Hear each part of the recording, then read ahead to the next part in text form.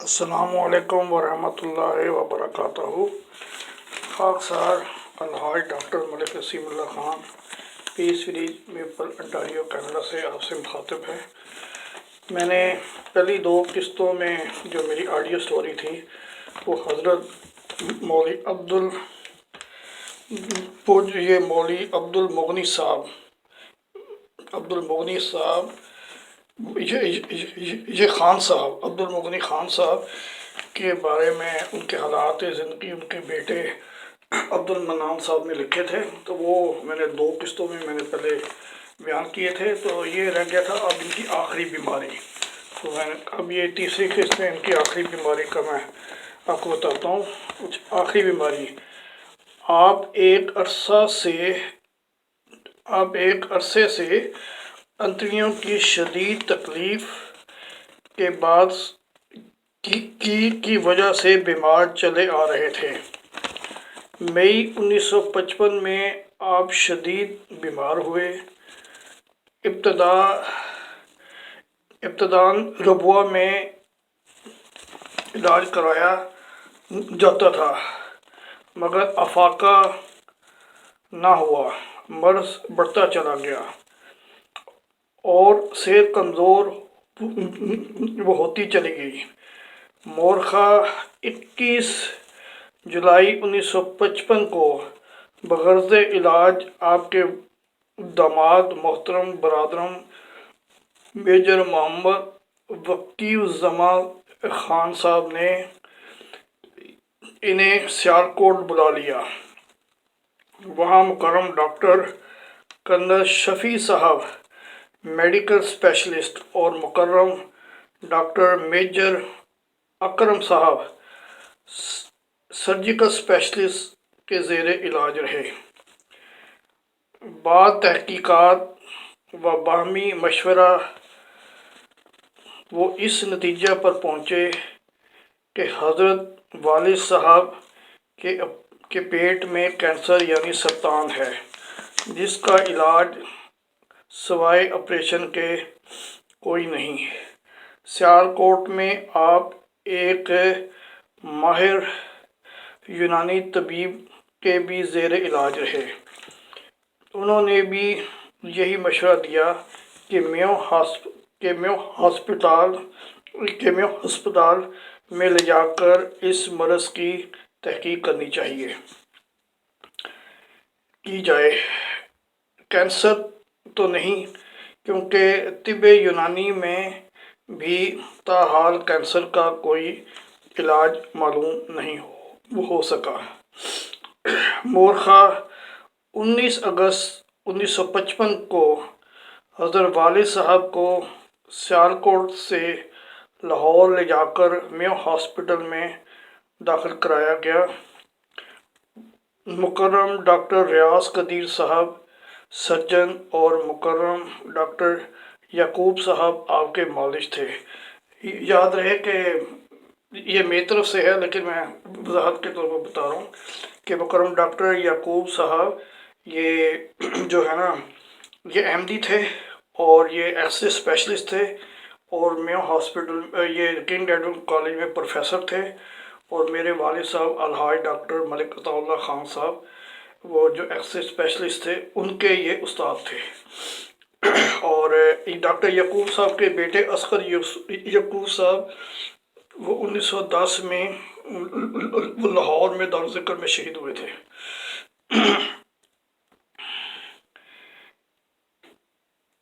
معالج تھے۔ بعض ادویہ اور متعدد ایکسریز کے ذریعے وہ اس نتیجے پر پہنچے کہ انتڑی میں کینسر ہے، جو کافی خطرناک صورت اختیار کر چکا ہے اور اس کا اثر جگر تک ہو چکا ہے۔ اس لیے سوائے آپریشن کے کوئی اور چارہ نہیں۔ مگر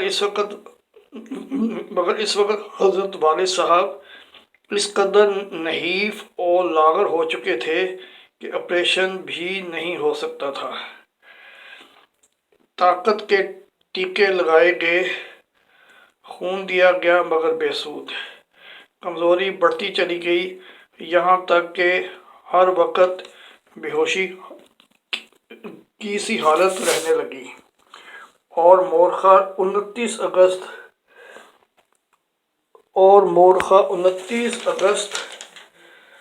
1955 کی درمیانی شب تو نہایت مایوس کن تھی، چونکہ ان ایام میں حضرت خلیفۃ المسیح الثانی بسلسلہ علاج یورپ تشریف لے گئے ہوئے تھے۔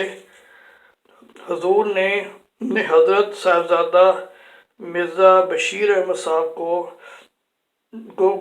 کو امیر مقامی مقرر فرمایا تھا۔ چنانچہ صاحبزادہ صاحب موصوف کو والد صاحب کی حالت سے مطلع کیا گیا۔ حضرت میاں صاحب نے ازرہ شفقت مکرم ڈاکٹر ریاض قدیر صاحب کو ذاتی چٹھی لکھی اور ان کی رائے طلب کی۔ چنانچہ مکرم ریاض قدیر صاحب اور مکرم ڈاکٹر یعقوب صاحب کی رائے کے مطابق کہ اس وقت آپریشن ناممکن ہے، اس کے علاوہ اور کوئی علاج نہیں، مورخہ 31 اگست 1955 کو والد صاحب کو میو ہسپتال سے واپس ربوہ لایا گیا اور میو ہسپتال کا مجوزہ علاج جاری رہا۔ جب ریل گاڑی ماڑی انڈس ربوہ اسٹیشن پر رات 12 بجے پہنچی تو حضرت والد صاحب کو بتایا گیا کہ آپ ربوہ پہنچ گئے ہیں، تو ایسے معلوم ہوا جیسے آپ میں زندگی کی روح جو دوڑ گئی ہے۔ آپ آنکھیں کھولتے اور احباب کو دیکھ کر پہچاننے کی کوشش کرتے۔ چنانچہ محترم حضرت ڈاکٹر سید غلام محمود شاہ صاحب رضی اللہ تعالیٰ عنہ